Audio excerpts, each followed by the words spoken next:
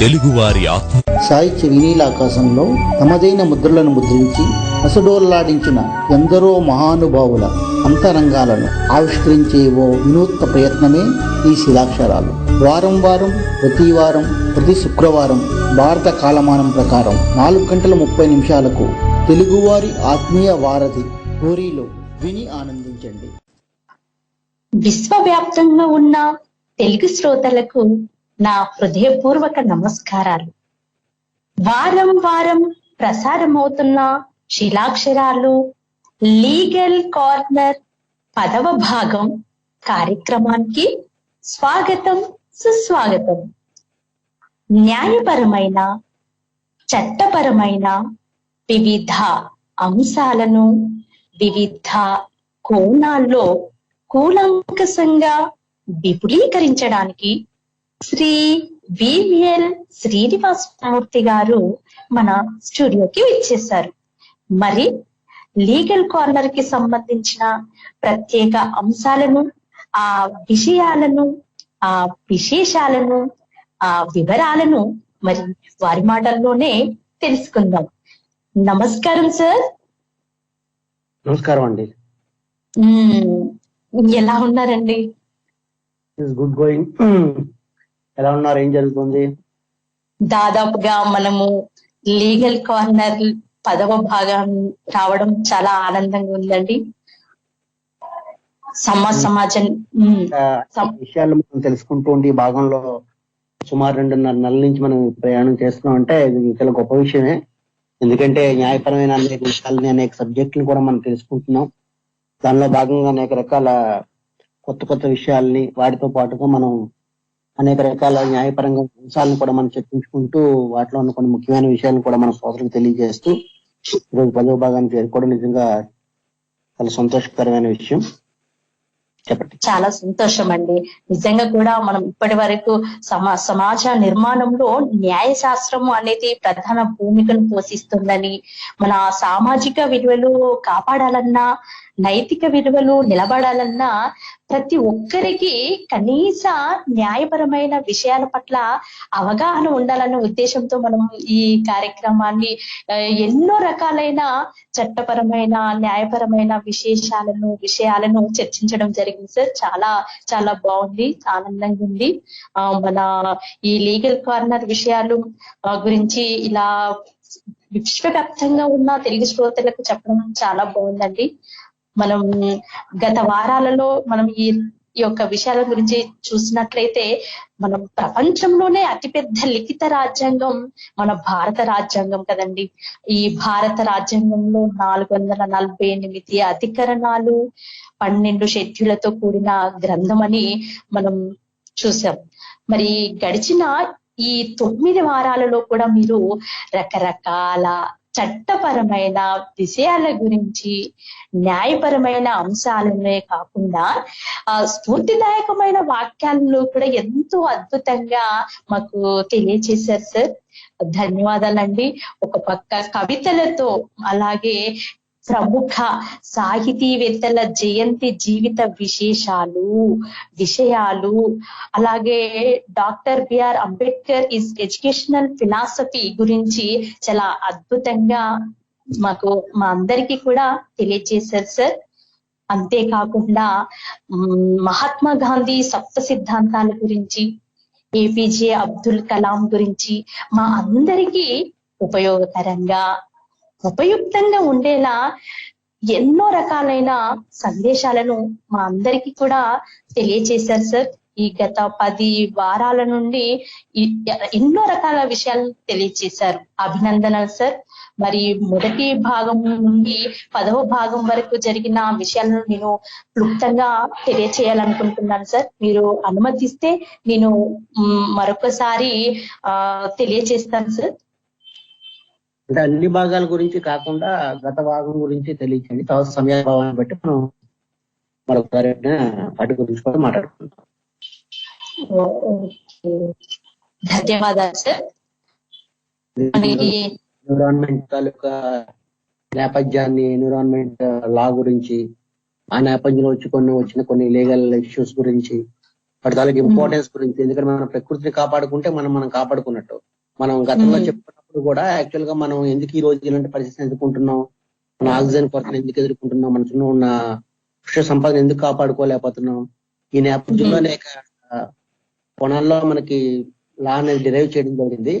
దానిలో భాగంగానే యాక్చువల్ గా ఏంటంటే ఎన్విరాన్మెంట్ హ్యూమన్ రైట్స్ అని మానవ హక్కులు పర్యావరణ అవసరమని, అలాగే లీగల్ ఎంటిటీస్ ఏమిటి ఉంటాయి దాంట్లోని, ఎందుకు దాన్ని అంత ప్రాముఖ్యమైన శాస్త్రంగా చేర్చారని, ఇటువంటి అనేక విషయాలు కూడా మనం తెలియజేయవలసిన ఇది ఉంది. కాబట్టి ఆ కోణంలో కూడా మనం ఒక దాంట్లో పబ్లిక్ చేసిన నేషనల్ సెమినార్స్ లో పేపర్ కూడా ఈ రోజు ఒక పేపర్ క్రియేట్ చేస్తాను నేను. సో కాబట్టి ఆ నేపథ్యం మనం వాటిని తెలియజేద్దామండి. ఓకే. గత వారం మనకి బిజినెస్ లాస్ గురించి చెప్పే ముందు కూడా మీరు మానవునికి ఉన్న హక్కులతో పాటు ప్రతి ఒక్క మానవుడు తన బాధ్యతను కూడా గుర్తు పెట్టుకోవాలి అనే కోణంలో 51వ అధికరణము ప్రకారము ప్రాథమిక విధుల గురించి సంక్షిప్తంగా మరోసారి మీరు వివరించారు సార్. ధన్యవాదాలు. నిజంగా మీరు అన్నట్లుగా పాఠ్య పుస్తకాల్లో ప్రాథమిక విధులు చేర్చినట్లయితే బాగుంటుంది సార్, చాలా బాగుంటుంది. మరి గత వారం న్యాయపరమైన విషయాల్లో బిజినెస్ లాస్ కు సంబంధించిన విషయాలు మాకు చాలా అద్భుతంగా అభివర్ణించారు. వర్తకము, వ్యాపారము, వాణిజ్యము అంటే ఏంటి, కాంట్రాక్ట్ లాస్ గురించి, కంపెనీ లాస్ గురించి, 1972వ సంవత్సరంలో సుదీర్ఘమైన చట్టం అనేటువంటి అంశాలు ఉన్నాయనే విషయాలను కూడా మా అందరికీ చాలా అద్భుతంగా తెలియచేశారు. అదే విధంగా సెక్షన్ 6 ప్రకారం ప్రామిసరీ నోటు గురించి తెలియచేశారు. మరి ఈ వర్తకం, వ్యాపారం, వాణిజ్యంలో డబ్బు అనేది ప్రధాన భూమికను పోషిస్తుందండి. నిజంగా మరి అలాంటి బిజినెస్ ను మనం ఏర్పాటు చేయడానికి కొన్ని కాంట్రాక్ట్ ఎలిమెంట్స్ అనేవి ప్రతి ఒక్కరూ తెలుసుకోవాలనేటువంటి విషయాన్ని కూడా మాకు చాలా ప్రస్ఫుటంగా తెలియజేశారు సార్. అభినందనలు. మరి ఆ కాంట్రాక్ట్ ఎలిమెంట్స్ ఏంటంటే ఆఫర్ గురించి, అలాగే యాక్సెప్టెన్స్ గురించి, అగ్రిమెంట్ గురించి, కన్సిడరేషన్ గురించి, లీగాలిటీ గురించి, లా ఆబ్జెక్టివ్స్ గురించి చాలా అద్భుతంగా మా అందరికీ కూడా గత వారం తెలియజేశారు సార్. అద్భుతమండి. మరి బిజినెస్ లో సెక్షన్ 75 ప్రకారము అగ్రిమెంట్ గురించి కూడా క్లుప్తంగా తెలియజేశారు. ధన్యవాదాలు సార్. అందులో భాగంగా లీగల్ కార్నర్ లో భాగంగా కంపెనీ లాస్ గురించి కూడా వివరించారు. కంపెనీ లాస్ అనేవి చాలా బలమైన చట్టం. ఒక వ్యక్తి తన వ్యాపార మార్గంలో వెళ్తూ 10 మందికి ఉపాధి కల్పించాలని, తద్వారా తన సంస్థను ఏర్పాటు చేసి అనేక మందికి ఆర్థికంగా తను చేయూత ఇవ్వాలని, బలాన్ని సాధించాలని రకరకాలుగా కోరుకుంటూ ఉంటారు. కాబట్టి ఈ వ్యాపారాన్ని, ఈ వాణిజ్యాన్ని పెంచడం వల్ల నిజంగా మీరు అన్నట్లు మన దేశ సంపదను పెంచుకోవచ్చు, మన మూలధనాన్ని పెంచుకోవచ్చు, మన తాలూకా వ్యాపారాన్ని కూడా అభివృద్ధి దశలో ఉంచుకోవచ్చు. అలాంటి గొప్ప గొప్ప అంశాల గురించి వివరించారు సార్. ధన్యవాదాలు. అలాగే కంపెనీని ఎలా ఎస్టాబ్లిష్ చేస్తారు, కంపెనీకి ఎలా ప్రమోటర్ని పెట్టుకుంటారు, మరి ఆ ప్రమోటర్స్ తాలూకు రెస్పాన్సిబిలిటీస్ ఏంటి, ఎలా చేయాలి, ఏ బాధ్యత వహించాలి, ఒక కంపెనీని ఎలా అభివృద్ధి చేయాలి, మరి అభివృద్ధి చేసిన తర్వాత కూడా దాన్ని ఎలా వివిధ పాత్రల ద్వారా ఎలా చేయాలనేది కూడా చాలా అద్భుతంగా వివరించారు. ఇన్వెస్టర్స్ ఎలా ప్రవేశిస్తారు, ఆ ఇన్వెస్టర్స్ ఎంతమంది షేర్ హోల్డర్స్ గా మారుతారు, ఆ షేర్ హోల్డర్స్ గా మారిన వ్యక్తి కూడా ఎలాంటి లాభాలు ఉంటాయనే అంశాలను కూడా మా అందరికీ అవగాహన అయ్యే విధంగా అద్భుతంగా, సమగ్రంగా, సమస్తం విశ్లేషించి మా అందరికీ తెలియజేశారు సార్. మరి మరొకసారి మీకు ధన్యవాదాలు. మన కంపెనీ చట్టం 2013 నామ్స్ చట్టాలు ఏవైతే ఉన్నాయో, ఏవైతే రూపొందించబడినవో వాటికి అనుగుణంగా మరి ఆదేశించినటువంటి చట్టాల ఆధారంగానే మన తాలూకా వర్తకం గాని, వ్యాపారం గాని, వాణిజ్యం అనేది చేసుకోవడానికి ఈ సూత్రాలను నిర్మించారనే విషయాలను కూడా మాకు తెలియజేశారు సార్. ధన్యవాదాలు. వాట్ ఈస్ కాంట్రాక్ట్ అని, వాట్ ఈస్ కంపెనీ అని, మాకు బిజినెస్ లాలో ఉండే ఫండమెంటల్స్ చాలా విపులంగా తెలియచేశారు సార్. ధన్యవాదాలు సార్. మరి మీరు అన్నట్టుగా మీరు ఎన్విరాన్మెంట్ ప్రొటెక్షన్ కోసం కూడా అనేక విధాలుగా కృషి చేశారు సార్, కదా సార్? ఎందుకంటే కాంక్రీట్ జంగిల్స్ వచ్చిన తర్వాత మన ప్రకృతి కోల్పోతున్నాం, మన తాలూకా ఎన్విరాన్మెంట్ మనమే కోల్పోతున్నాం. తద్వారానే మనం ఈరోజు సమస్యలు ఎదుర్కొంటున్నాం. వాటిని అనేక నగరాల్లో అనేక రకాల సమస్యలు ఎదుర్కొన్నారు. ఇది ఒక జాతీయ సమస్య కాకుండా అంతర్జాతీయ సమస్యగా ఇది వేదికలకు ఎక్కడంలోనే దీని మీద అంతర్జాతీయ సదస్సులు జరిగి మనకి ఎన్విరాన్మెంటల్ లా అనేది 1986లో కూడా వచ్చింది. సో అంటే దాని తాలూకు అవసరాన్ని ఆ రోజున ప్రభుత్వాలు గుర్తించి మనకి ప్రపంచవ్యాప్తంగా మన తాలూకు సపోజ్ మనకి ఈరోజు ఎయిర్ పొల్యూషన్ ఉంది, అంటే కాలుష్యం, వాయు కాలుష్యం అనుకోండి. అలాగే మనకి ఏంటంటే సౌండ్ పొల్యూషన్ ఉంది, శబ్ద కాలుష్యం. అలాగే మనకి మన నేచురల్ పొల్యూషన్ కూడా ఉంది. అంటే ఎలాగంటే సపోజ్ మనం తీసుకుంటున్న ఈరోజు ఆహారంలో కానీ అనేక రకాల కెమికలైజేషన్స్ జరుగుతున్నాయి, వాటి ద్వారా వచ్చే పొల్యూషన్ కావచ్చు. ఇలా రకరకాలుగా మనకు ఉన్నటువంటి వీటన్నిటికీ కూడా సపోజ్ డెసిబుల్స్ నిర్ణయించడం జరిగింది. శబ్ద కాలుష్యం ఉందనుకోండి, సపోజ్ మనం ఎంత శబ్దం వరకు ఆ విషయాన్ని వినొచ్చు అన్నదానికి పరిమితులు ఉన్నాయి. మనం సమ్ టైమ్స్ కొన్ని చూస్తుంటాం పెళ్లిళ్ళలో వాటిల్లో విపరీతమైనటువంటి సౌండ్ పెట్టి వాటి తాలూకా పాటలు నాట్యాలు చేస్తూ ఉంటారు. సో వాటికి కూడా కొన్ని చట్టాలు చేయడం జరిగింది. ఒక సినిమా థియేటర్ లో ఎంత సౌండ్ ఉండొచ్చు, ఒక థియేటర్ లో ఒక నాటకం వేసే థియేటర్ లో ఆడిటోరియంస్ లో ఎంతవరకు సౌండ్స్ ఉండొచ్చు, ఇవన్నిటికీ కూడా ప్రభుత్వం కొన్ని నిర్దేశం చేసిందనమాట. ఒక 20 డెసిబుల్, 10 డెసిబుల్ ఇలా అకార్డింగ్ టు వాటి తాలూకా సామర్థ్యాలను బట్టి మనిషి తాలూకా ఆరోగ్యానికి దెబ్బతినకుండా, అంటే కర్ణబేరి రంధ్రాలకి ఎటువంటి ఇబ్బంది లేకుండా వాటి తాలూకా నిర్ణయం జరిగింది. కానీ మనం ఈరోజు చూస్తూ ఉంటాం ఇళ్లలో కూడా చాలా పెద్ద పెద్ద సౌండ్స్ పెట్టుకొని మనం శబ్దాలు విపరీతమైన మ్యూజిక్ కావచ్చు, సినిమాలు కావచ్చు, రకరకాల వాటిని మనం ఎంజాయ్ చేస్తూ ఉంటాం. సో వాటన్నిటి వల్ల మనం ఎంత కోల్పోతున్నాం అన్నది కూడా వీటి తాలూకా అంతర్లీనంగా ఈ ఎన్విరాన్మెంట్ మనం తెలుసుకోవాల్సిన విషయాలు అనమాట. ఇలా అనేక విషయాలు వీటన్నిటికంటే ఏంటంటే ప్రకృతి, నేచర్ అన్నమాట. ఒక నేచర్ ద్వారా మనకి ప్రకృతి ద్వారా మనం తీసుకుంటున్న ఏవైతే పంచభూతాలను మనం చెప్పుకుంటామో పృథివీ ఆప తేజో వాయు ఆకాశ అని, గాలి, నీరు, భూమి, ఆకాశం ఏవైతే ఉన్నాయో, ఇవన్నీ ఏవైతే ఉన్నాయో ఇవన్నీ మనకి ఏంటంటే మనకి నేచర్ ద్వారా వచ్చాయి. ప్రకృతి ద్వారా ఎవరు కొనకుండా మనకి సహజ సిద్ధంగా ప్రపంచం అంతా వచ్చినటువంటి నేచురల్ రిసోర్స్ అంటారు వీటిని. సో అటువంటి నేచురల్ రిసోర్స్ మనం ఎంత భద్రంగా కాపాడుకోగలిగితే వచ్చే తరాలకి సస్టైనబిలిటీ డెవలప్మెంట్ అనేది చాలా పెద్ద టాపిక్ అనమాట. సస్టైనబుల్ డెవలప్మెంట్ అనేది ఎన్విరాన్మెంటల్ లాలో, ఎన్విరాన్మెంటల్ సైన్సెస్ లో చాలా కీలకమైన విషయం.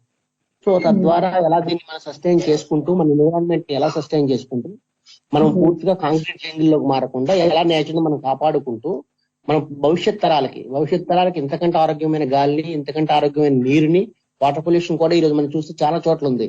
అనేక రకాల కారణాలు, కెమికలైజ్ ఇండస్ట్రీస్ కావచ్చు, అనేక రకాలటువంటి నీటి కాలుష్యం వల్ల అనేక రకాల వ్యాధులతోటి అనేక రకాల ప్రాంతాలు కూడా మూతపడిపోతున్నాయి.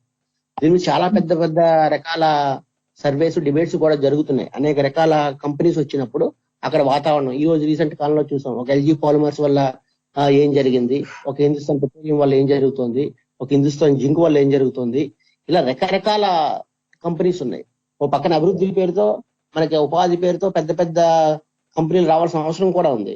అదే పరిస్థితుల్లో ఆ ఊరిని ఇప్పుడు ఫ్లోరైడ్ సమస్యలు ఉన్నాయి, కొన్ని ఉద్దానం కిడ్నీల సమస్యలు లాంటి శ్రీకాకుళంలో పెద్ద సమస్యలు ఉన్నాయి. సో ఇటువంటి వాటి మీద ఎలాగ అక్కడ పర్మిషన్స్ వచ్చాయి, ఎలా అక్కడ ఇచ్చారు. ఈ మధ్య అమర్రాజ్ బ్యాటరీస్ అని మనం చూసాం, చాలా సంచలనాత్మకమైన అక్కడ తరలించాలని చెప్పి హైకోర్టు కూడా ధర్మాసనం తెలియజేసింది. సో ఇటువంటి వాటన్నిటికి కూడా మనం ఎందువల్ల ఇంత ఎన్విరాన్మెంటల్ లా ఉంది, ఎన్విరాన్మెంటల్ సైన్స్ ఉన్నప్పటికీ కూడా ఎందుకు మనం కాపాడుకోలేకపోతున్నాం, విషయాలు ఏంటి, ఇటువంటి అనేక రకాల సమస్యలు, అనేక రకాల కోణాలు మనకి తెలుసుకోవాల్సిన అవసరం ఉందన్నమాట. ప్రతి ఒక్కరూ మన చుట్టూ ఉన్న పరిసరాల్ని ఎప్పుడూ ఆహ్లాదంగా ఉంచుకోవడం, మన ప్రకృతిని మనం రక్షించుకుంటూ ఉండడం, మన నేచర్ని మనం ప్రిజర్వ్ చేసుకోగలిగితే భవిష్యత్ తరాలకి మనం మంచి ఎన్విరాన్మెంట్ ఇవ్వగలుగుతాం. మీరు కూడా జాతీయ సదస్సులో అనేక రకాల సమర్పించిన పత్రాలు కూడా ఉన్నాయి కదా సార్, వాటి గురించి తెలుగు శ్రోతలకు తెలియజేస్తారా సార్? నేను చెప్పాను కదా, నేను కూడా ఎన్విరాన్మెంటల్ డే మనం జూన్ 5వ తారీఖుని దేశవ్యాప్తంగా జరుపుకుంటాం. అది ఇంటర్నేషనల్ గా సమిట్ లో డిసైడ్ చేసింది. అంటే ఇక్కడ ఒక ఇంపార్టెంట్ విషయం ఏంటంటే మనం ఏదైనా సరే నెంబర్ ఆఫ్ డేస్ ఉంటుంటాయి. ప్రతిదానికి కూడా ఈ రోజు నీటి కాలుష్యం వ్యతిరేకించే దినమని, ఈ రోజు ఆహార కాలుష్యం వ్యతిరేకించే దినమని, ఈ రోజు శబ్ద కాలుష్యం వ్యతిరేకించే దినమని. కాకపోతే అలాగే ఎన్విరాన్మెంటల్ డే కూడా ఉంది మనకి జూన్ 5వ తారీఖు. కాకపోతే ఒక్కరోజు మనం ప్రొటెక్షన్ చేసుకోమని కాదు దాని ఉద్దేశం. So from the day every day we have to follow our environment to keep and clean. మన హైజీనిక్ సొసైటీ ద్వారా, హైజీనిక్ వాతావరణం ద్వారా మన తాలూకు ఆరోగ్యాన్ని మనం కాపాడుకోవచ్చు. మనం ఎంత ఆరోగ్యాన్ని బాగా కాపాడుకోవాలంటే మనం పరిసరాలకు అంత దగ్గరగా ఉండాలి, ప్రకృతికి అంత దగ్గరగా ఉండాలి. మనం ప్రకృతిని కోల్పోతున్నాం. మనం ఈరోజు సూర్యోదయాన్ని కోల్పోతున్నాం, సూర్యకాంతిని కోల్పోతున్నాం, సూర్యరశ్మిని కోల్పోతున్నాం. ఎందుకంటే ఈ రోజున వాతావరణం, ఈ రోజున పరిస్థితులు తయారవుతున్నాయి. చిన్న చిన్న నగరాల్లో కాకుండా పెద్ద పెద్ద మెట్రో నగరాల్లో, మహానగరాల్లో ఇంకా ఇటువంటి పరిస్థితులు ఇంకా ఎక్కువగా ఉన్నాయి. ఎందుకంటే ఒక ఇల్లు పక్కన ఇంకో ఇల్లు కడతారు, కాంక్రీట్ జంగిల్స్ గా మారుతున్నాయి. మహారణ్యాలన్నీ కూడా కొట్టేసి శీతారణ్యాల నుంచి మహారణ్యాలు, ఇటువంటి అరణ్యాలు కోల్పోతూ అరణ్యాల్లో కూడా మనం ఇల్లు కట్టుకుంటున్నాం. అరణ్యాల్లో కూడా వెళ్ళిపోయి మన తాలూకు ఆవాసాలు నిర్మించుకుంటున్నాం. అక్కడ కూడా మన గృహాలు నిర్మించుకుంటున్నాం. ప్రకృతిని అక్కడ కూడా తీసుకెళ్లిపోతున్నాం. అక్కడ కూడా జంతువులు బతకడానికి ఉన్న వాతావరణంలో కూడా మనమే వెళ్ళిపోతున్నాం. సో అటువంటిప్పుడు ఏమవుతుంది, ప్రకృతిని అంతా నరుక్కుంటూ పోతే కాంక్రీట్ జంగిల్స్ మిగులుతాయి. ప్రకృతిని కోల్పోవడం వల్ల మన తాలూకు మొక్కలను కోల్పోతున్నాం, అటవీ సంపద కోల్పోతున్నాం, వృక్షాలు కోల్పోతున్నాం, వృక్షాల ద్వారా వచ్చే ఆక్సిజన్ కోల్పోతున్నాం. ప్రాణవాయువు ఉంటేనే మనిషి పనిచేయగలడు. ఎక్కడైనా మెయిన్ కావాల్సిందేంటి, గాలి కావాలి, నీరు కావాలి. ఆ రెండు లేకుండా మనిషి ఏం చేయలేడు. గాలి నీరు ఉంటేనే మనిషి తాలూకు మనుగడ, జీవనం కొనసాగుతుంది. కాబట్టి అవి కావాలి అనుకున్నప్పుడు మనం ఏం చేయాలి, మన ప్రకృతిని మనం రక్షించుకోవాలి. మన ఆహారాన్ని మనం రక్షించుకుంటూ ఉండాలి, కాపాడుకోవాలి. మన ప్రకృతిని మనం కాపాడుకోవాలి, మన గాలి మనం కాపాడుకోవాలి కాలుష్యం లేకుండా, మన నీటిని మనం కాలుష్యం లేకుండా కాపాడుకోవాలి. సో ఆ నేపథ్యంలో నేను అనేక రకాల సదస్సుల్లో అనేక రకాలు ఇచ్చాము. ఈ హక్కులు అనేవి కూడా మానవ హక్కులు. ఒక గాలిని కాపాడుకోవడం మన మానవ హ్యూమన్ రైట్, ఒక నీటిని కాపాడుకోవడం మన తాలూకు హ్యూమన్ రైట్, మన తాలూకు ఎన్విరాన్మెంట్ ని కాపాడుకోవడం కూడా మన human rights. So human rights లో ఎలాగొచ్చాయని ఒక సదస్సులో ఒక పత్రం ఇచ్చాను. ఇంకొక దగ్గర ఏమో లీగల్ శాంక్టిటీ, లీగల్ ఎంటిటీస్ ఎలా ఉన్నాయి అన్న విషయాన్ని కూడా తెలియజేస్తూ ఒక జాతీయ సదస్సులో ఒక పత్రం సమర్పించాను. ఇప్పుడు మన కోతల కోసం నేను దాన్ని తెలియజేస్తాను. అది అయిన తర్వాత we have to come out with the topic. Okay, sir. Thank you, sir. Environment protection and legal sanctions is the subject of this topic. Ashoka Pillar edicts were one of the earliest efforts in India focused on respecting and preserving environment, forests and wildlife. Yajnavalkya Smriti, a historic Indian text on statecraft and jurisprudence, suggested to have been written before 5th century AD, prohibited the cutting of trees and prescribed punishment for such acts. Kautilya's Ardhashastra, written in Mauryan period, emphasized the need for forest administration. Ashoka went further and his pillar edicts expressed his view about the welfare of environment and biodiversity. Ashoka's 7 pillar edicts. In recent years, mankind's consciousness has been aroused very strongly about the need for environmental protection and ecological preservation. It is of utmost importance that the people should be aware not only of the problems involved, but also of the role to be played in protecting the environment. Along with the people's participation at the grassroots level, the formal education program should be provided and implementing various environmental protection projects. In addition, it is also very essential to develop environment-friendly technologies and renewable energy sources following the principle of conservation. While developing technologies for the benefit of man, it is also essential to study simultaneously their impact on the environment, so the cyclic processes which the nature has devised for conservation of resources is not affected. Air, water, and land are the basic communities of life, but overpopulation and rapid industrialization have created a state of dependence in the environment. Man has continuously tampered with nature. As a result, a threat to his life has been increased.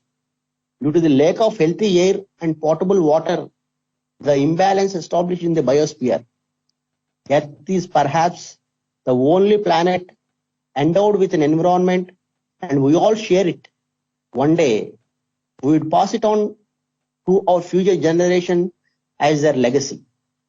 But if they will inherit such a polluted environment, life will be misery for them. Man has improved the technologies and other means necessary for higher production of wealth and exploited nature for his benefits, but without any foresight as to what the implications of his actions would be. Indiscriminate industrialization has resulted in urban migration and slum development, which in turn resulted in degradation of environment. Before the advent of modern civilization, man lived and flourished amidst the needs of balance of multiple biological processes. As the most intelligent being on earth, man has constantly tampered with the nature, making use of his inventive genius and disturbed the ecological balance. Thus, air, water, and soil all have got polluted and posing threat to the substance of mankind. The result is numerous health problems. Environmental production, interwoven factors. Environmental production is influenced by three interwoven factors: environmental legislation, environmental ethics, and environmental education. Each of these factors plays its part in influencing national level environmental decisions and personal level environmental values and behaviors. For environmental protection to become a reality, it is important for societies to develop each of these areas that together will inform and drive environmental decisions. The Environmental Protection Act was enacted in 1986 with the objective of providing for the protection and improvement of the environment. It empowers the central government to establish authorities. India has a large body of legislative measures relating to environmental issues. The backbone of this relevant provisions of Indian Constitution, major development has been the jurisprudence arising from certain remarkable judicial pronouncements in recent years. Some of the remarkable legal pronouncements. In Francis Coralie Mullen versus Union Territory in 1981, the Supreme Court held that the right to life includes the right to live with human dignity and all that goes along with it, namely the bare necessities of life, such as adequate nutrition, clothing, and shelter. In MC Mehta vs. Union of India 1987, the Supreme Court has held that life, public health, and ecology have priority over unemployment and alls of revenue. In Shanti Star Builders vs. Narayan Totame, the Supreme Court held that right to life is guaranteed in a civilized society to take within its sweep the right to food, the right to clothing, the right to decent environment, and a reasonable accommodation to live in. In Subhash Kumar versus State of Bihar 1991, the Supreme Court held that right to life is a fundamental right under Article 21 of the Indian Constitution, and it includes the right to enjoyment of pollution-free water and air for full enjoyment of life. If anything endangers or impairs the quality of life under inauguration of laws, a citizen has recourse of Article 32 of the Constitution for removing the pollution of water or air which may be detrimental to life. It is a very good judgment given by the Supreme Court of India. In MC Mehta vs. Union of India and others, 1987, in Oleum gas leak case, a very important case, the Supreme Court established a new concept of managerialability, absolute and non-delegible, for disasters arising from the storage of or use of hazardous materials from their factories. The enterprise must ensure that no harm results to anyone, irrespective of the fact that it was negligent or not. In Vellore Citizen Welfare Forum versus Union of India in 1996, the Supreme Court held that industries are vital for the country's development, but having regard to pollution caused by them, principle of sustainable development has to be adopted. This in concept, precautionary principle and polluter pays principle has been accepted as a part of the law of the country. The Indian Council of Euro Legal Action versus Union of India 1996, Ichari pollution case. Following the decision of the Oleum gas leak case, And based on the polluter pays principle, the polluting industries were directed to compensate for the harm caused by them to the villages, the affected areas, especially to the soil and to the underground water, enunciating the destruction of. In MC Mehta versus Kamalnath, 1997, the Supreme Court held that resources such as air, sea, water, and the forest have such a great importance to the people as a whole that by leasing ecologically fragile land to the motel management, the state government had committed a serious breach of public trust. Submissions to the environmental protection committees. However, a number of groups, Foundation of Ecological Security, with legal action for wildlife and environment, supported by Kalpavruksha and others, have also pointed out that the Constitution is deficient in that it does not explicitly provide for the citizens' right to clean and safe environment. In a recent submission to the committee set up to review the Constitution, the groups have proposed a number of amendments to the Constitution for ensuring environment protection and nature conservations. These include recognition and incorporation of environmental rights as separate and independent fundamental rights in the Constitution of India. These follow from the above mentioned interpretation to the term right to life as given by the Supreme Court. This could be further specified to include right to clean drinking water and clean and pollution-free environment. Number 2, the replacement within the directive principles of state policy of the term forest by the term life-supporting natural ecosystems. The reason for this suggestion is that courts and other authorities, including the forest departments, have been interpreting the term forest to mean land with trees. As a result, land without trees is not considered as a forest, and there is a lack of interest in protecting other important ecosystems such as grasslands, deserts, marshes, mangrove, etc. The better understanding of these diverse ecosystems and their importance to humankind, there is a need to preserve them. Incorporation with the fundamental duties, the responsibility of panchayats and municipalities to give due regard to ecological aspects and to protect the environment, including life-supporting natural ecosystems such as forests, rivers, and lakes and wildlife, in the preparation of plans for economic development and social justice. This would also necessitate incorporation into the 11th schedule relating to the panchayats, an item for protection of the environment and the promotion of ecological aspects. Empowerment under the Constitution. The Supreme Court and High Courts to grant compensation for the breach of the fundamental right guaranteed under Article 21 of the Constitution. This is due to the fact that currently this right can only be enforced against the state as defined in Article 12 of the Constitution and not against private parties. As a result, the courts are unable to protect the right to life of a person by a private party, and gross violations of this fundamental right to life cannot be remedied by the courts in exercise of its jurisdiction under Article 32 or Article 226 of the Constitution. The aggrieved person is required to file a suit for damages in a civil court, which is time consuming and even counterproductive in relation to the very right guaranteed by the Constitution.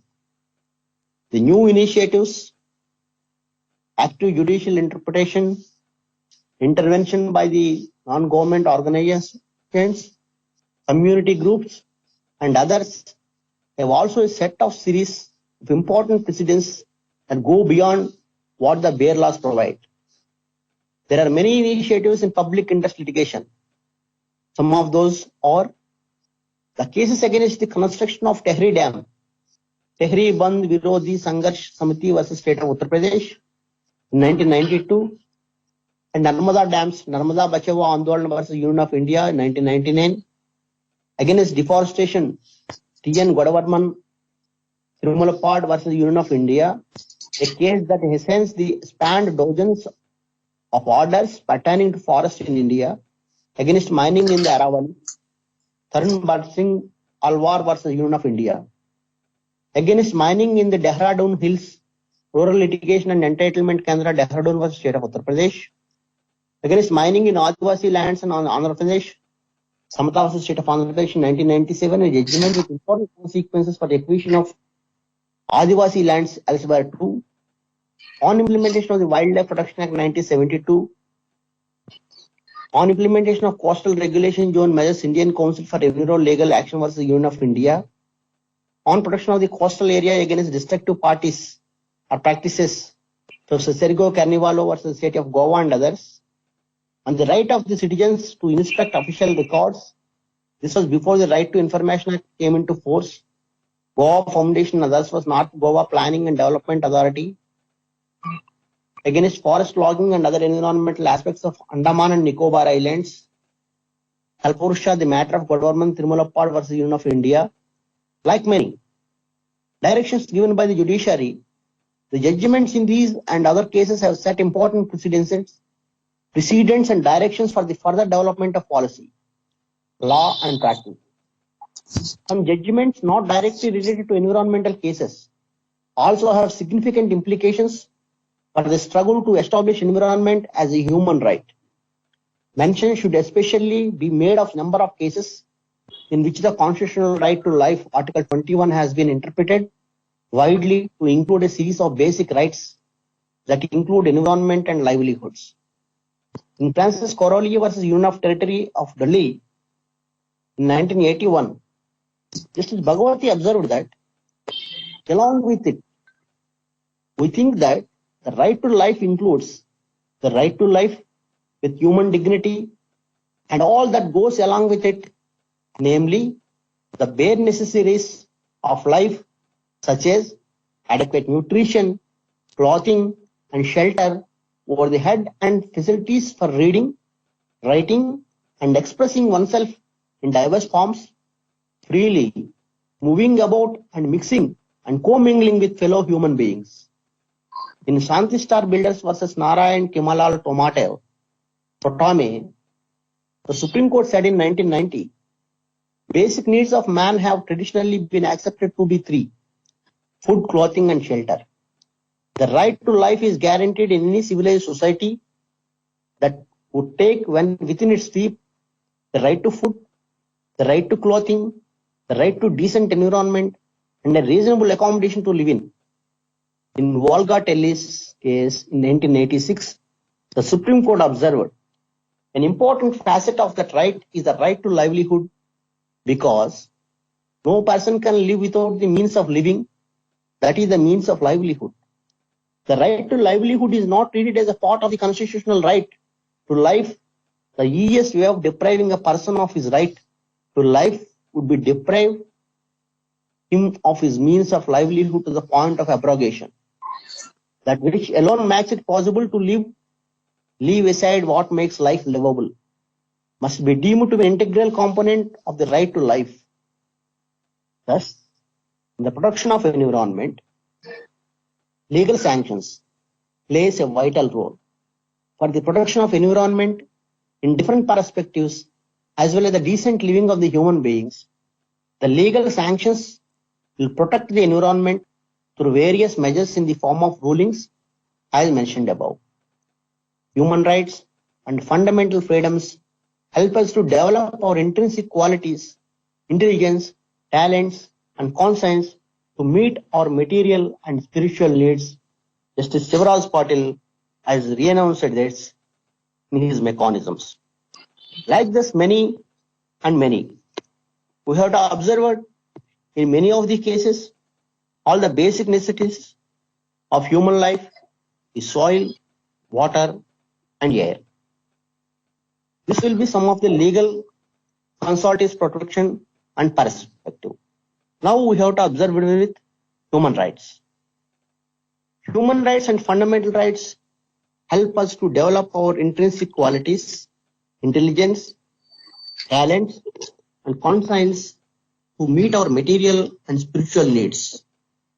The long evaluation of human race on this planet, a stage has been reached when through the rapid acceleration of science and technology, we have acquired the power to transform our environment in countless ways on an unprecedented scale.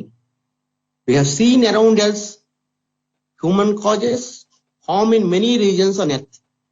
Some of them are dangerous levels of pollution in water, air, earth, and living beings, destruction and depletion of irreplaceable life forms and natural resources, major and undesirable disturbances in the earth's climate and protective, gross deficiencies harmful to physical, mental, and social health in the living and working environments of humans, especially in cities and industrial companies and complexes.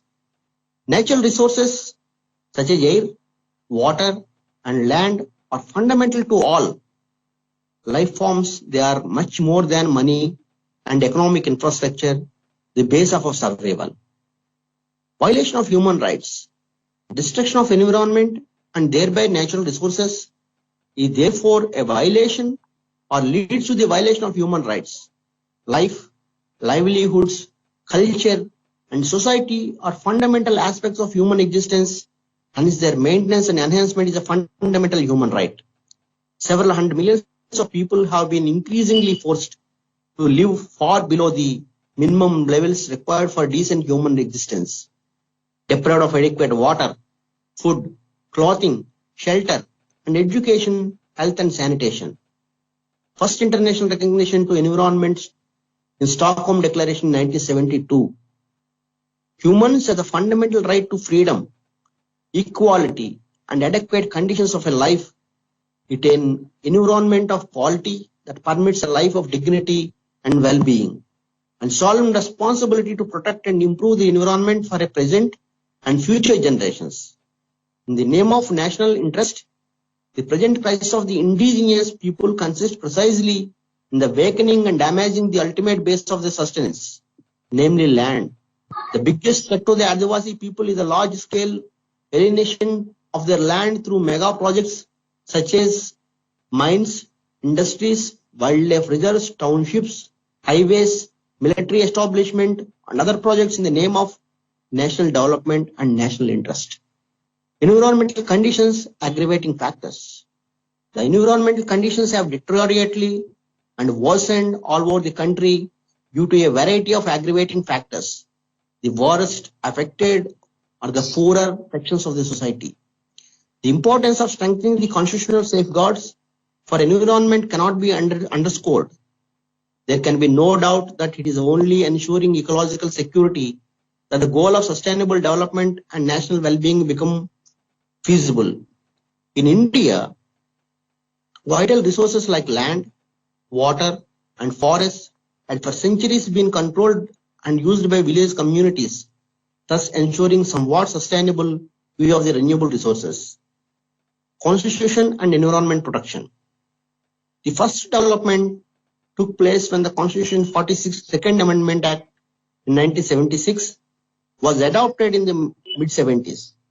Specific provisions relating to the certain aspects of the environment, more especially for the protection of the forests and wildlife in the country, were incorporated in Part 4 of Directive Principles and State Policy and List 3, the concurrent list of the 7th Schedule of the Constitution.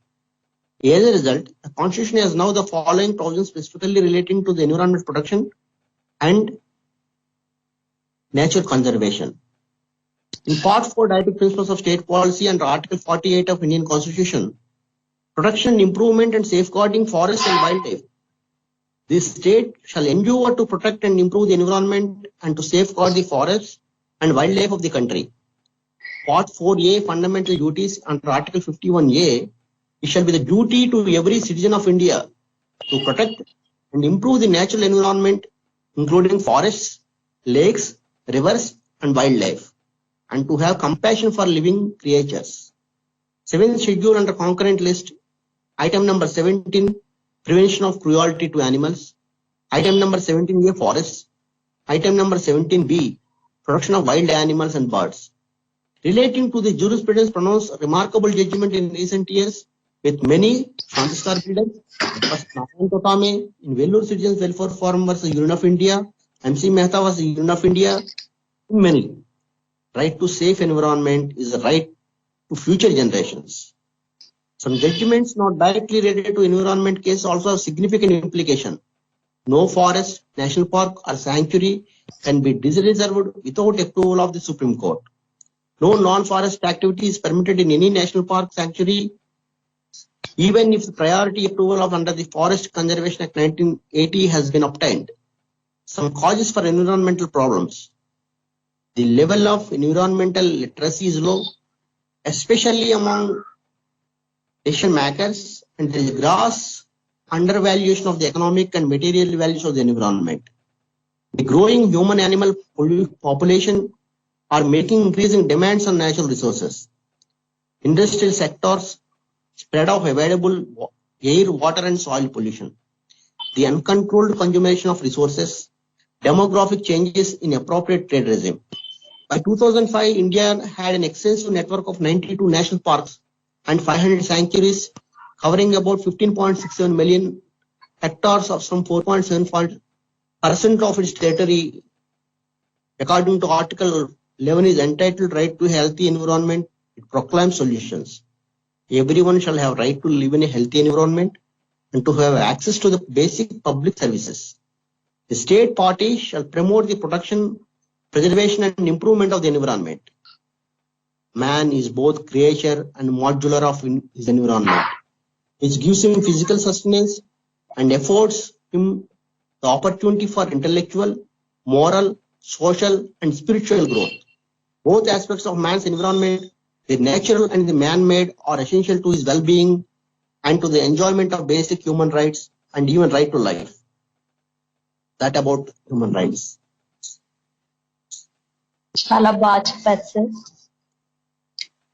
ఇలా ఏంటంటే మనకి human rights కొరకు చెప్పినా, మన రాజ్యాంగం చెప్పినా, మనకి అనేక రకాల సుప్రీంకోర్టు సైటేషన్స్ ప్రకారం, జడ్జిమెంట్ ప్రకారం చెప్పినా, మన నేలని అంటే మన భూమిని, మన గాలిని, మన నీటిని మనం కాపాడుకోవడం మన తాలూకా రాజ్యాంగం మనకి ఇచ్చిన హక్కు.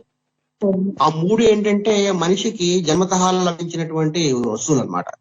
వాటిని మనం డబ్బులు పెట్టి కొనక్కర్లేదు, డబ్బుల కంటే కూడా విలువైనవి. మనిషి ఈ రోజు ఉన్న యాంత్రిక జీవితంలో డబ్బు సంపాదించడానికి ఎంతైతే ప్రాముఖ్యత చూపిస్తున్నాడో ప్రకృతిని కాపాడడానికి అంతగా చూపించట్లేదు. ఇప్పుడు నేను చాలా ఎగ్జాంపుల్స్ చెప్పాను కదా వీటిలో. వాల్గా టెలిస్ కేసు అనేది చాలా సంచలనాత్మకమైన ముంబైలో కేసు. ఏంటి, ఒక లైవ్లీహుడ్ అనేది మనిషి తాలూకా ప్రాథమిక హక్కా కాదా అనే విషయం కోసం చాలా పెద్ద దానికోసం ఉద్యమం జరిగింది. స్ట్రీట్ వెండార్స్ అన్నమాట, ముంబైలో ఉన్న స్ట్రీట్ వెండార్స్ అందరూ కలిసి మున్సిపల్ కార్పొరేషన్ అక్కడ కట్టడం కోసం, బిల్డింగ్ కట్టడం కోసం ఖాళీ చేయమంటారు. ఖాళీ చేయమంటే వాళ్ళు మా తాలూకు లైవ్లీహుడ్ అంతా కూడా దాని మీద ఆధారపడింది కాబట్టి మేము అక్కడ ఆ ప్రదేశాన్ని ఖాళీ చేయలేము అని వాళ్ళు కోరుకుంటారు. అంటే మున్సిపల్ కార్పొరేషన్ కి ఆ ప్రదేశాన్ని తీసుకునే హక్కు ఉందా లేదా? ఇది చాలా పెద్ద చారిత్రాత్మకమైనటువంటి సంచలనాత్మకమైన జడ్జిమెంట్ అనమాట. అలా వాల్గా టెలిస్ అనే ఒక ప్రైవేట్ సంస్థ ఒక దాని మీద వేసింది. అలాగే వెల్లూరు మున్సిపల్ కార్పొరేషన్ కేసు ఉంటుంది. ఒక ఎన్విరాన్మెంట్ లో ప్రొటెక్ట్ చేయవలసిన అవసరం ఉంది, మున్సిపాలిటీదా ప్రజలదా? కాలర్ యాడ్ అయ్యారు, చూద్దామండి. మధు గారు నమస్తే అండి. మీ పేరు అయితే నేను క్యాప్చర్ చేయలేదు కానండి, చాలా బాగుందండి మీ ప్రెజెంటేషన్. అనుకుంటాను మీరైతే ఏమైనా షేర్ చేయగలిగితే ఐ విల్ బి హ్యాపీ అండి ఇఫ్ ఇట్ ఇస్ పాసిబుల్. అసలు ఇప్పుడు పక్షులకి రైట్ ఎవరు మనం ఎవరు కాపాడలేదండి. పక్షులకి పొలం పిచ్చుకులని ఉండేయండి అక్కడ ప్రతి ఇంట్లోనూ వాలే. ఇప్పుడు అసలు పిచ్చుకులనే లేవండి విలేజెస్ లో కూడా. ఎందుకంటే మనం పొల్యూటెడ్ పెస్టిసైడ్స్ కొట్టేసేసి అవి తినడానికి ఆహారం లేకుండా చేస్తాం మనం. అది కాకుండా అందరూ ఒడ్డు బియ్యం చేసుకునేవారు, అవి తినే కొన్ని. ఇప్పుడు ఎవరు చేసుకోవడం లేదు. ఇవన్నీ రేషన్ బియ్యం వచ్చిన తర్వాత అసలు ఎవరు కంప్లీట్లీ కెమికల్లీ కోటెడ్ బియ్యం అనమాట అయ్యి. అది ఒకటండి. నెక్స్ట్ విలేజెస్ లో మైక్ సిస్టమ్ అండి. అన్ని రకాల రిలీజన్స్ వాళ్ళు మైకులు పెట్టి మార్నింగ్ 4 గంటల నుంచి రాత్రి 11 దాకా చంపేస్తారు. దానికి లాస్ ఉన్నాయి కానీ ఎవరు ఎన్ఫోర్స్ చేయరు. నేను సిపిని కలిసా, విజయవాడ సిపిని. ఏమండి ఇట్లా అవును కదా, ఈ సమస్య కదా, మనం ఏ విధంగా ట్యాకిల్ చేద్దామన్నారు, అంతే అయిపోయింది. అండ్ ఎవరు ఏం చేయలేదు. ఎందుకంటే పొలిటికల్ పార్టీస్, రిలీజియన్స్ అన్ని పిక్చర్ లోకి వచ్చేస్తాయి.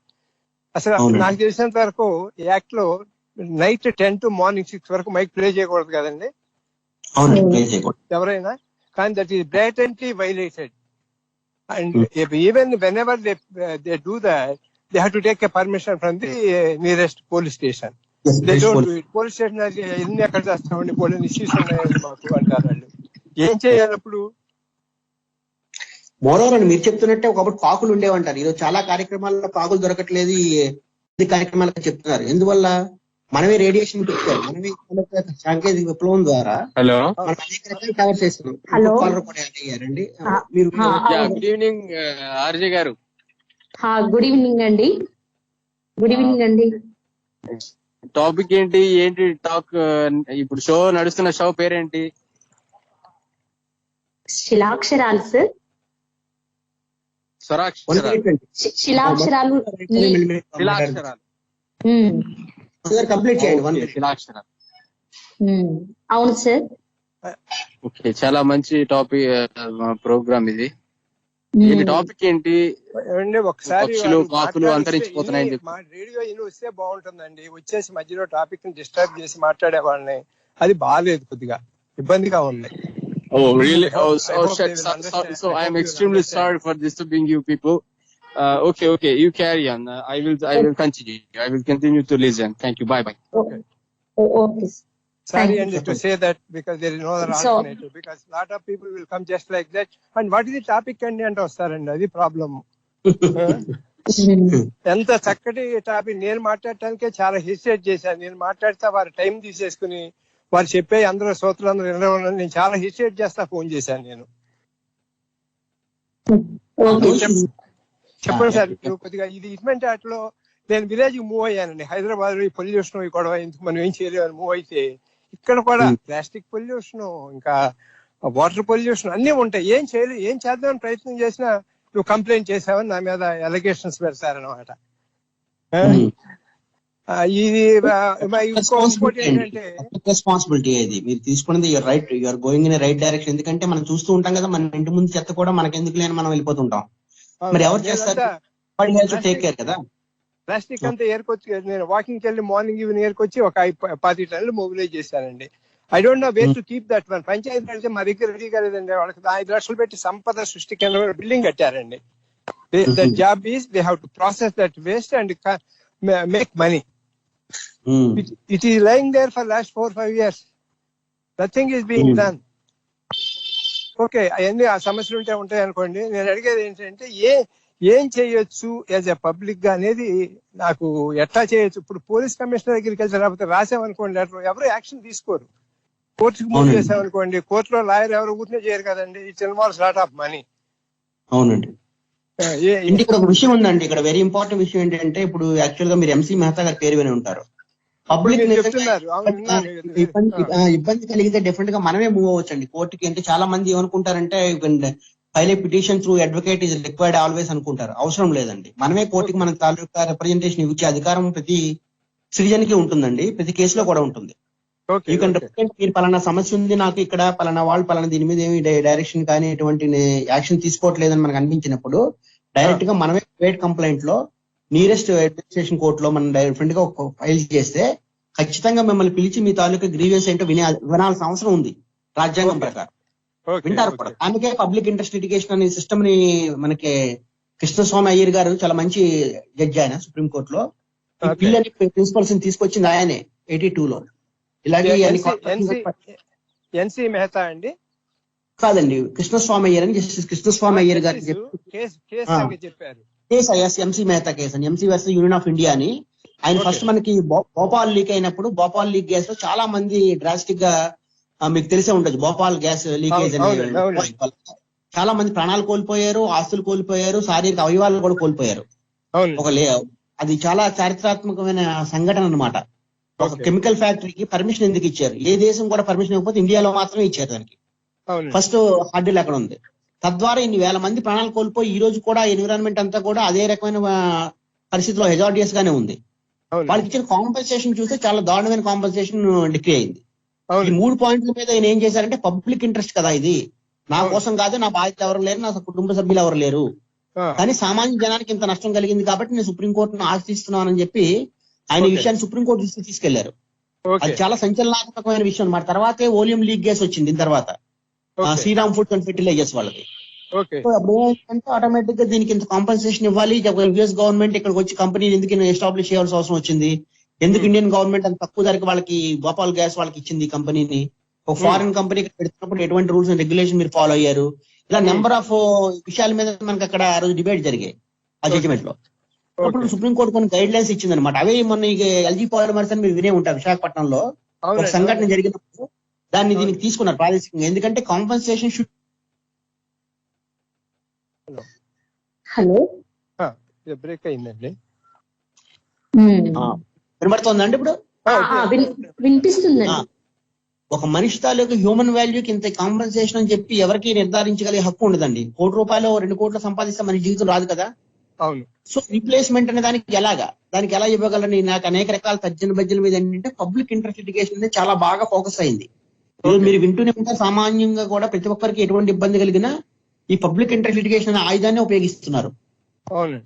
దీన్ని ఉపయోగించి మీరు కోర్టులను ఆశ్రయించి ప్రతి సమస్యకి కూడా మనం తీసుకురావచ్చు. పబ్లిక్ లో సపోజ్ పోర్ట్ వ్యర్థాల మీద చాలా మంది వెళ్ళారు, విశాఖపట్నం పోర్ట్ ట్రస్ట్ మీద. సో అలా నేచర్ ఎన్విరాన్మెంట్ కి కానీ ఎటువంటి మనకి ఇబ్బంది కానీ, పారిశుద్ధ్యం అవ్వచ్చు, పారిశుద్ధ్య కార్మికులు మనకు సరిగ్గా పనిచేయటం లేదు, కార్పొరేషన్ మనం ఇంటిమేట్ చేస్తాము. చాలా చోట్ల చూస్తూ ఉంటాను నేను. డైలీ రావాల్సిన పారిశుద్ధ్య కార్మికులు కూడా నెలకి, 2 నెలలకి, 3 నెలలకి, 6 నెలలకి కూడా రాని కాలనీస్ కూడా ఉన్నాయి. సో అక్కడ పట్టించుకుని corporators are coming only for the election time. Meantime, they are not even attending for the colonies, how they are constructed and what is going on in the air and ventilation ఎలా ఉంది అక్కడ కానీ అంత పట్టించుకుంటున్న దాఖలు చాలా చోట్ల మనకు కనబడవు. వాళ్ళ రెస్పాన్సిబిలిటీస్ అండి. వాళ్ళు వన్స్ పబ్లిక్ మనం వాళ్ళ రెస్పాన్సిబిలిటీ మనం ఓటు ద్వారా వాళ్ళకి ఇచ్చిన తర్వాత 5 సంవత్సరాలు వాళ్ళ మనకి మన కాలనీస్ లో అన్ని ఉన్నాయా, ఎయిర్ అండ్ వెంటిలేషన్ లైట్ అన్ని వెలుగుతున్నాయా లేవని చూడాల్సిన బాధ్యత వాళ్ళకి ఉంది. పబ్లిక్ సొసైటీ చాలా ఉన్నాయండి వీటికి. యాక్చువల్గా ఎన్జిఓలు కావచ్చు, మన కాలనీస్ కావచ్చు, మనం ఎటువంటి మనం జనరల్ గా చేసుకోవాల్సిన విషయాలు మనం చేసుకోవాలి. మన చేతిలో దాటిపోయి ప్రభుత్వం నుంచి కానీ మనకి ఎటువంటి వ్యక్తుల నుంచి కానీ జరగనప్పుడు ఖచ్చితంగా మన న్యాయస్థానాలను ఆశ్రయించి సరైనటువంటి రక్షణ పొందే అధికారం మనకు ఉందండి. Because they are working for us. మన కోసం, ప్రజల కోసం పనిచేస్తున్న వ్యవస్థలు ఇవన్నీ, అంతే కదండి. జ్యుడిషియరీ కావచ్చు, ఒక ఎగ్జిక్యూటివ్ కావచ్చు, ఒక లెజిస్లేచర్ కావచ్చు, ఈ 3 వ్యవస్థలు కూడా ప్రజల కోసం పనిచేయాలి. అవును. మీరు ఇంకో కేసు గురించి చెప్పారండి, వాళ్ళమ్మ కేసు అని ఎవరండి అది? ఇంకో కేసు గురించి ఇంపార్టెంట్ కేసు అని చెప్పారు, పేరేమైనా గుర్తుందండి? వాళ్ళమ్మలో వీతో స్టార్ట్ అవుతుందండి ఆ నేమ్. అదే వెల్లూరు అదే అండి, వెల్లూరు మున్సిపల్ కార్పొరేషన్ కేసు. అంటే అది చెన్నైలో ఏం జరిగిందంటే వాళ్ళ కాలనీలో అందరూ కలిసి ఇక్కడ ఎయిర్ పొల్యూషన్ అవుతుంది, వాటర్ పొల్యూషన్ అవుతుంది అని చాలా సార్లు కార్పొరేషన్ దృష్టికి తీసుకెళ్ళినా కార్పొరేషన్ పట్టించుకోలేదు. పట్టించుకోకపోతే వాళ్ళందరూ ఏం చేశారంటే సొసైటీ అందరూ కలిసి, కాలనీ సొసైటీ అందరూ కూడా సుప్రీంకోర్టు వరకు తీసుకెళ్లారు ఇష్యూని. తీసుకెళ్తే వెంటనే అక్కడ కెమికల్ ఫ్యాక్టరీని బ్యాన్ చేయడం, ఆ ఫ్యాక్టరీ నుంచి కొంతసారి కాంపన్సేషన్ కూడా కాలనీకి ఇప్పించడం, కాలనీ అందరికి కూడా కొన్ని ఎక్కడైతే ఇల్లు దెబ్బతిన్నాయో వాటికి మళ్ళీ కొత్త ఇల్లు కట్టించివ్వడం, ఇవన్నీ కృష్ణస్వామి గారు ఆ కేసులో జడ్జిమెంట్ ఇచ్చారు. చాలా బ్యూటిఫుల్ జడ్జిమెంట్ ఇచ్చారు. ఆ కేసు వేసిన వ్యక్తి కూడా అప్రిషియేట్ చేస్తూ ఆ రోజుల్లోనే 78 లో 10,000 ఎంత స్పెషల్ అప్రిషియేషన్ కూడా ఇప్పించారు కంపెనీ ద్వారా. ప్లీజ్ అవార్డెడ్ అనమాట. Please award with cost. చాలా మంచి పొల్యూటర్ ప్రిన్సిపల్ అని దాంతోనే వచ్చింది. ఒక వ్యక్తి పొల్యూషన్ ఫ్రీగా ఎటువంటి కార్యక్రమాలను చేస్తే వాడే తాలూకా కాంపెన్సేషన్ కట్టాలి. అంటే సపోజ్ మనం ఒక రెసిడెన్షియల్ కాలనీలో ఉన్నాం అనుకుందాం అండి, అక్కడ ఒక మామూలుగా పిండి మిల్ తీసుకొచ్చి సెంటర్ లో పెట్టేస్తానంటే అవ్వదు. ఎందుకంటే ఆ మిల్ రెండు రకాల అనర్థాలు ఉంటాయి. ఒకటి sound pollution, that is residential area. 2 ఏంటంటే ఆ పొల్యూషన్ వల్ల, పిండి వల్ల వచ్చే గాలి తాలూకా పొల్యూషన్ వల్ల ఆ కాలనీ అందరికీ కూడా వ్యాపిస్తుంది. కాబట్టి దాని పర్మిషన్స్ ఇస్తున్నప్పుడే చాలా జాగ్రత్తగా ఉండమని చెప్పి మన కార్పొరేషన్స్ కి రిస్ట్రిక్షన్స్ ఉన్నాయి. కానీ ప్రజెంట్ ఉన్న ఈ వ్యవస్థలో ఎవరికి బాగా అధికారాలు, పలుకుబడి, డబ్బు ఇవన్నీ ఉంటాయో వాళ్ళు ఆటోమేటిక్ గా కావాల్సిన పనులు వాళ్ళు చేయించుకుంటున్నారు, అంతే కదండి. Society has to come forward, they have to literacy. అందుకని నేను చెప్పింది ఏంటి, ఎన్విరాన్మెంట్ లిటరసీ కావాలి ప్రతి ఒక్కరికి. మన హక్కుల్ని మనం ఎలా రక్షించుకోవాలి, మన హక్కుల్ని మనం ఎలా కోల్పోకూడదు, వాటికి మనం తెలుసుకోవాల్సిన అవసరం ఏంటి, మన కార్యక్రమాలు, మన పర్యావరణాన్ని మనం ఎలా కాపాడుకోవాలి, అంతే కదండి. ఒకప్పుడు మనం ఏట్లో నీళ్లు తాగేవారు, చెరువులో నీళ్లు తాగేవారు, బావిలో నీళ్లు తాగేవారు. ఈరోజు ప్రతి ఒక్కడు కూడా నీళ్లు కొనుక్కుంటున్నాడు. ₹1 దగ్గర నుంచి ₹10, ₹100, ₹2,000 దగ్గర వరకు బ్లాక్ వాటర్. ఈ రోజు క్రికెట్ వాటర్ బాటిల్ 4,000, 5,000 అంటున్నారు. అవునండి. ఇంకోటి అండి, వాటర్ అంటున్నాం కానీ వాటర్ వాళ్ళు మనం ఈ branded company water 25 to 50 TDS ఉంటుందండి, మినిమం 100 ఉండాలండి. ఈ వాటర్, ఆ వాటర్ అంతా తాగి హెల్త్ పాడు చేసుకుంటున్నాం, మినరల్స్ అన్ని తీసేస్తున్నారండి వాళ్ళు. కరెక్ట్, అదే అంటున్నాను. TDS అంటే అది యాక్చువల్ గా if it is water is less than 500 TDS ఉంటే ప్రాసెస్ చేయకూడదు, ఈ ప్లాంట్ పెట్టకూడదండి. అయినా కానీ ప్లాంట్ పెట్టి ఎక్కువ రేట్లు వేసి డబ్బులు అమ్ముతున్నారండి, వాటర్ అమ్ముతున్నారండి. అవునండి.